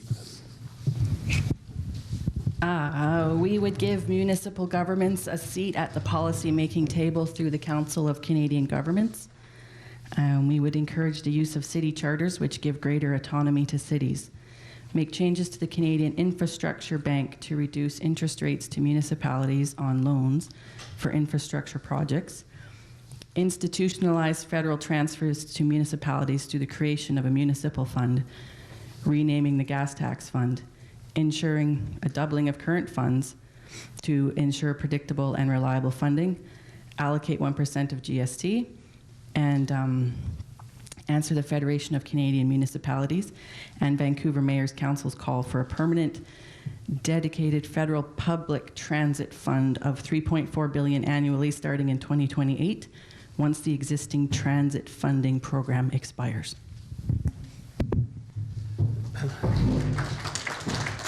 Thank you, Stacey. Ryan Schultz, People's Party. So again, why are we sending all this tax money to Ottawa, only keeping our fingers crossed, hope that they're going to fund projects like this? How's Yorkton supposed to compete with cities like Vancouver, Montreal, Toronto? It's hard. So us at the People's Party, we want provinces to be in a stronger financial position so they can deal with these kind of issues on their own and without the help of the federal government. So to do this, we will start reducing the federal tax dollars that the federal government takes while working with the provinces to increase the PST. This way, the provinces will be more financially able to take care of issues like this on their own without having to go to the federal government and ask for financing. Thank you. Bye. Cathay Wagantall of the Conservatives. Cathay. So once again, just like there are poor people across our country, there are rural areas across our country. And this is a responsibility that the federal government has to take seriously. Unfortunately, the existing government does not.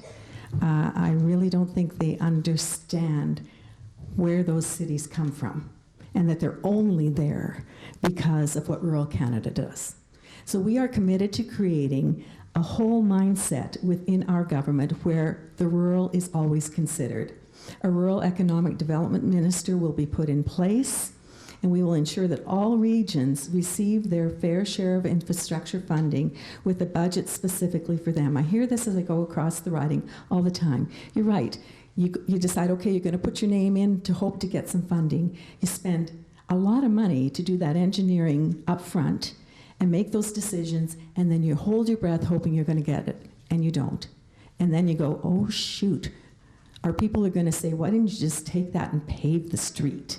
Right? This is what you guys deal with on the front lines here at home. So we will do everything that we can, and we have been working on this for a while, to find ways to make sure that you know what the funding is that's going to be coming your way. And if you elect good people to serve you at the municipal level, they will be planning in advance and know that that funding is coming, just like the gas tax at $2.2 billion, so that you can make those decisions on your own. And we will work with our municipalities to basically bring forward the things that they're telling us that we need to do.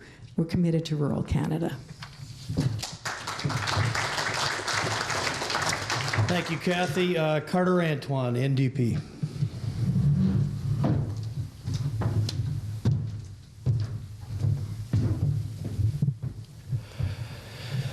Where I grew up, we don't have speed bumps, we just have the road. In 100 years, that's insane. And you gotta wonder what kind of water can come out of a 100-year-old pipe. I will say that coming from rural Saskatchewan, there's no way I could leave this province and forget all the people I grew up with, all the people who helped me become who I am today. And I will never forget the rural communities of this riding. We will always make sure that municipalities have the funding they need to have proper infrastructure to make sure that we never have a situation where drinking water isn't safe or sewage systems aren't adequate enough to keep up with rainwater. An NDP government will always work with provinces to try and restore funding lost to municipalities, and we will always be there to make sure that the infrastructure is adequate. Thank you. Thanks, Carter. This will be our final question. Order of answer will be Ryan Schultz, Stacey Wiebe, Carter Antoine, and Cathay Wagantall. We'll keep it short. If elected, what is your party's plan for the GST over the course of the next 4 years? Ryan Schultz, People's Party. So, the People's Party of Canada would eliminate the GST. The GST brings in $40 billion a year. Health transfers account for $40 billion a year. So the PPC will rid the country of the GST while getting the provinces to increase their PST. This will make the provinces 100% accountable for health care. No more can the provinces use the excuse that they don't get enough federal government for health care. This will not be an easy transition, we know. So we are also going to rebalance the equalization formula to help the poorer provinces cope with their shortfalls.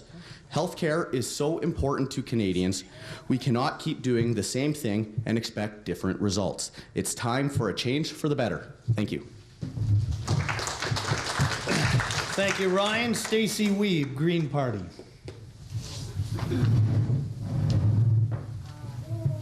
We would leave the GST where it is.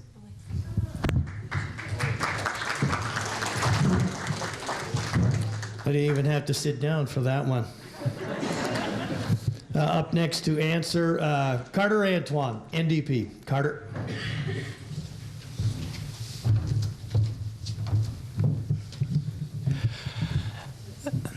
I would never vote to increase GST. However, I would not vote to remove it either. The Conservatives and the Liberals, their biggest accomplishment is having made the richest richer with the rest of us paying the tax burden. People are working harder and harder to make ends meet, and they just want life to be a little bit easier. I do too. That's why it's so frustrating that the wealthiest Canadians and the biggest corporations don't pay their fair share. When it comes to taxation, both the Liberals and the Conservatives are on the same side of the large corporations and the lobbyists. Last election, Mr. Trudeau talked a good game about inequality and a fair tax system. But once he was in power, he continued to let his friends exploit the tax loopholes that don't do anything for you or me. In last fall's economic update, he snuck $14 billion in new tax giveaways for corporations, with write-offs for limousines and private jets, and nothing for people like you and I.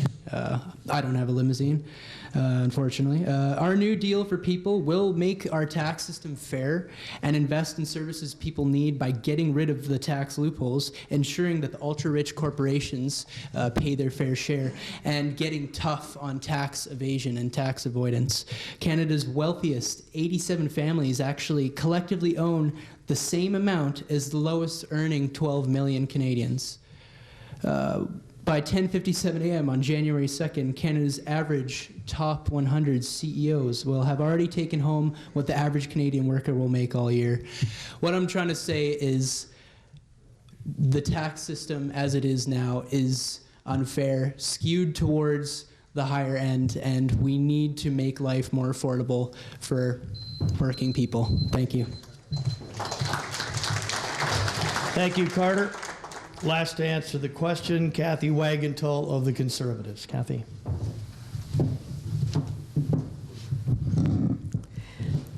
We've already made a promise that the GST will be removed from all home heating bills. This is a way that we feel that we can begin to make some differences in the lives of everyday Canadians while we make sure that we also are responsible in the way that we spend money and the way that we pay down the debt. So in the process of that, we are going to look at the GST and see if there are other places that we could possibly do the same type of thing. But again, it would depend entirely on a realistic look at where we are as a country and what we can afford to do at that particular time. But I know when I mentioned that GST is no longer going to be on home heating bills, believe me, it's greatly appreciated. At this moment, I had a call from a Foam Lake farmer who had to dry his grain. His bill for 1 month was over $4,000 for the product.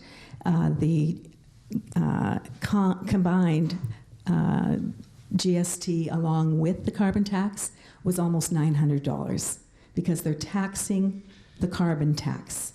You are paying GST right now on your carbon tax. I guarantee you that's going to be gone the minute we get rid of that carbon tax. Thank you.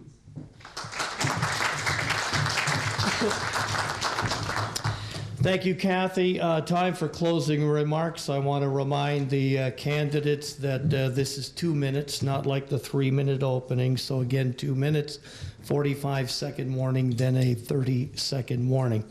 To close will be Cathay Wagantall, Carter Antoine, Stacey Wiebe, and Ryan Schultz of the People Party. Closing comments, Conservative candidate Cathay Wagantall. Cathay.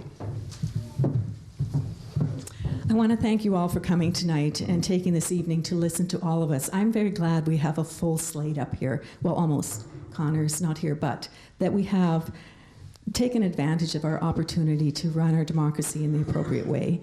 I want you to know I would be so honored to represent you again in the House of Commons. I have worked hard through this last 4 years to be home on my weekends.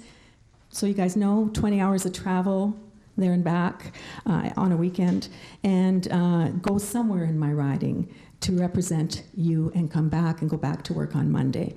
It's a privilege for me to travel around the riding. My husband and I just got back as the snow fell in our travel trailer from going up north and staying in different places in lovely campgrounds throughout this riding, and then going out and door knocking, doing meet and greets and town halls. I want to represent you well, and I want you to always know that my door is open, and I am honored to be even standing here today to run again in this amazing country that we have. Thank you.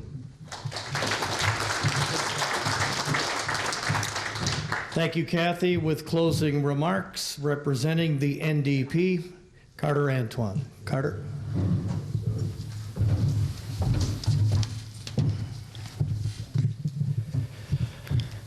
Quite frankly, I'm scared for the state of our democratic institutions. Right now, we have a prime minister who violated ethics laws, not once, but more than once, and he's still our prime minister. Politicians go around promising the world. What I will promise is that I will be honest with you always, and I will fight for you. I will fight for pharmacare to make sure that no Canadian is ever left unmedicated because they can't afford it. I will always fight for capping tuition rates, ending interest on student loans. I will always fight for affordable housing. I will always fight for proper reconciliation, and I will fight for the Canadian worker to have their dignity restored, and I will fight to make sure that we cancel and pull out of this horrendous trade deal that is directly impacting our Canadian dairy and egg producers. My name is Carter Antoine, as you've heard a lot tonight, and I would be honored to represent you in Ottawa, and thank you for your time.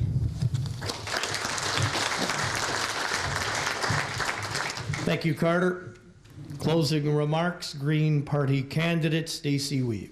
Stacey.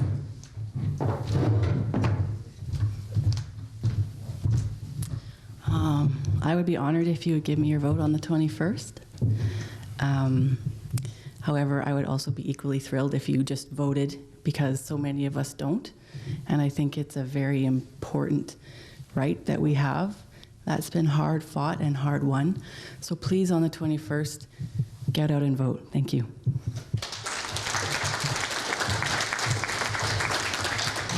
Finally, with closing remarks, representing the People's Party of Canada, Ryan Schultz. Ryan. I just want to say thank you guys for coming. Thanks for listening. Thank you for having me here. And thanks to the other candidates that came out today. I just want everyone to keep in mind, if you want to have a lowered cost of living and to have a decentralized government and keep more money in the province, then a vote for the People's Party is what we need. Thank you.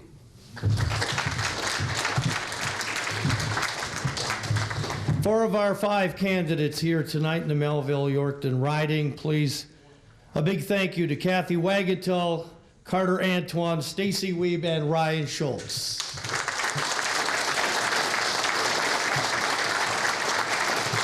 Thank you for putting your names up and running. October 21st is the day we get out to vote and elect our representatives, and certainly in Yorkton-Melville, no different. It's always important. Voting is a right and a privilege that we have. They'll all be around here, I imagine, for the next few minutes, so if you have any questions to the respective candidates that maybe you had written down that wasn't answered, you can come up and do that. And to close it off, my portion is done. Sunil Shah. He is the Chamber's Public Policy Committee Chair. Chair, everyone here would like to thank Randy for doing an amazing job. And please, everyone give a round of applause to Randy Atkinson.